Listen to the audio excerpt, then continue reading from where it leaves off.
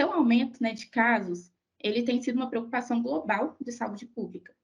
No Brasil, 40.880 casos de HIV são notificados, sendo 18.013 entre eles entre jovens de 15 a 29 anos. E muito disso, muitos desses desafios, né, são por conta de uma falta de educação abrangente, a falta de acesso a serviços de saúde sexual, os estigmas ao HIV, ou seja, muito preconceito envolvido, né, em volta dessa doença, isso vem de anos. Os jovens se colocam em comportamentos de risco, principalmente por não ter uma conscientização acerca de como o vírus é transmitido, né, como funciona essa doença. Então, eles se colocam em situações que deixam vulneráveis e, consequentemente, eles adquirem essa doença. Então, por isso que é importante profissionais, né, conseguirem criar, talvez, ferramentas para, talvez, como que se fala? Tirar, não é tirar, né, mas, enfim, não, tô um pouco nervosa. Não permitir que essa doença fique aí. Deixa eu respirar. Bom, contextualizando os chatbots na saúde, dando uma visão geral sobre isso, eles são programas de computador projetados para simular conversas humanas, geralmente por mensagem de texto. Eles fornecem informações importantes, como agendar consultas, eles monitoram sintomas e oferecem também suporte emocional a pacientes. Eu trouxe aqui alguns exemplos de chatbots na saúde que estão sendo utilizados, como, por exemplo, o Babylon Health, que ele oferece consultas médicas virtuais e informações de saúde personalizadas.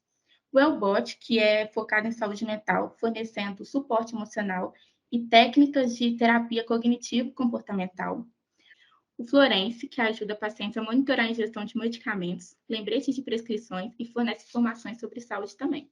E o QFI, que é o foco da minha apresentação. Bom, o QFI, ele é a primeira inteligência artificial não binária convivendo com o HIV. Ele foi desenvolvido pela Unicef, o NIDS, o Talk2You, e ele pode ser acessado por meio de um link de WhatsApp. Os seus princípios são vários, mas principalmente, né, o respeito à identidade de gênero, porque como muitos jovens não se identificam nem como feminino ou masculino, né? Então, essa diversidade, né, o fato de não ser não binário, cria um ambiente acolhedor para eles, né, muito inclusivo, porque temos um público muito jovem e diverso, em que questões de identidade de gênero são muito discutidas atualmente. Então, é muito bacana, vamos por dizer assim, o que faz ser dessa maneira, né? Ele criar esse ambiente de acolhimento mesmo, confidencialidade, porque eles não compartilham informações, né, como nome, endereço de e-mail, além de utilizar medidas de segurança, como criptografia, para proteger esses dados, né? Além também das conversas não ficarem armazenadas. Então, o fato né, de ter isso tudo gera um ambiente muito acolhedor e inclusivo para os jovens que sejam portadores dessa doença. Bom, existem algumas aplicações de inteligência artificial no QFI. A primeira delas é o processamento de linguagem natural, PNL, que a sua aplicação consiste em permitir que os chatbots compreendam e interpretem a linguagem escrita ou falada dos usuários, como reconhecimento de palavras-chave, análise de sentimento, identificação de entidades. Então, por exemplo, meu irmão falando de fundo. Identificação de entidades. Muitos jovens, por exemplo, em momentos de sensibilidade, falam de Deus. Então, ele consegue identificar e compreender também o contexto da conversa. Outra aplicação da inteligência artificial no QFI é o aprendizado de máquina. Eles utilizam as suas técnicas para aprimorar respostas ao longo do tempo com base em interações passadas. Então, eles classificam a intenção do usuário justamente porque eles já conhecem outras intenções. Então, ele consegue classificar isso. Ele personaliza a resposta de acordo com o contexto da conversa e ele adapta também a estilos de linguagem. Igual eu estava falando na minha apresentação, que a gente tem um público muito diverso e também maneiras diferentes de lidar com um determinado problema. Então, por exemplo, tem jovens que são extremamente racionais quando estão passando por algum determinado problema e a inteligência artificial vai conseguir se adaptar a isso.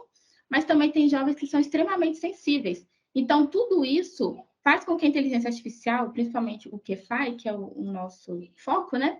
Ele elabore respostas totalmente contextualizadas e empáticas e o mais natural possível para conseguir adaptar, né, a conversa e conseguir ajudar, auxiliar o portador da doença. Bom, na nossa reportagem da Unicef, tivemos dois comentários que demonstram o quão transformador tem sido o QFI na vida dos adolescentes. A Luciana Tebo, que é chefe de saúde, nutrição e HIV da Unicef, fala que o QFI dialoga sobre informações úteis, que promove a vinculação aos cuidados, assim cria-se um espaço de confiança com informação de qualidade e linguagem adequada. E a Cláudia Velasquez, que ela é a diretora e representante do NAIDS no Brasil, fala que o QFI é muito importante, porque eles vão ter acesso à informação e orientação de forma simples, e isso pode ter impacto significativo para diminuir a ansiedade e estimular o início ou continuidade do tratamento e combater o estigma e discriminação. E essas falas revelam a importância, né, dessa ferramenta, que ela pode impactar positivamente na vida dos jovens que optam, né, por utilizá-la, principalmente porque é anônimo, é confidencial, ele ensina sem julgar, e ele auxilia na quebra de estigmas, né? Porque, igual eu falei anteriormente, o HIV ele tem muito preconceito em volta dele, isso é de anos. Então, ele ajuda a desmistificar um pouco isso e permite uma educação correta, compreensível, né? E simples, para combater o medo do enfrentamento da doença e também o preconceito em volta dele. A inteligência artificial também é o futuro da prática clínica, a gente vê isso todos os dias no projeto. Porque ele não tem uma importância somente diagnóstica e no tratamento, né? Ele traz benefícios também para a saúde mental, um suporte emocional e educação em saúde. Então, na vertente da saúde mental, ele é importante para reduzir barreiras, né? Encorajar uma comunicação, encorajar o paciente a ir atrás de um tratamento para a doença, né? Uma melhora de qualidade de vida. E na parte educacional, ele fornece informações precisas e compreensíveis, e totalmente verídicas, né? Então, essas ferramentas complementam o trabalho dos profissionais da saúde, principalmente dos médicos, porque, lembrando, né, não substitui, mas complementa, porque ele responde a perguntas frequentes e ele está totalmente disponível para o paciente a hora que ele quiser, né? Então, o suporte que ele pode dar emocionalmente falando para o paciente vai ser muito mais rápido e preciso do que talvez, né, o profissional da saúde, que não vai ter tanto tempo, né? Sabemos disso porque a gente trabalha com isso diariamente. Não temos tanto tempo para ficar ali, às vezes, dando esse suporte para o paciente. Então, muito bacana essa intenção do QFI e da inteligência artificial, obviamente. Então, concluindo tudo o que eu falei, a inteligência artificial é um aliado da saúde. E o que faz dos chatbots, enfim, tudo isso, tem a capacidade de proporcionar respostas rápidas, personalizadas, empáticas.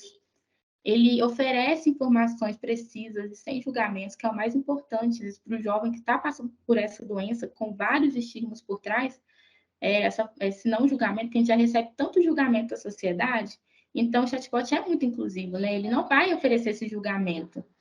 E também o suporte contínuo, que vai abordar não apenas necessidades clínicas, mas também emocionais, de modo que todo esse conjunto de objetivos, né, da inteligência artificial, do chatbot, do QFA, enfim, melhore a qualidade de vida dos pacientes com HIV e ofereça talvez um ambiente melhor para ele conseguir lidar, né, com a condição que eles enfrentam no momento.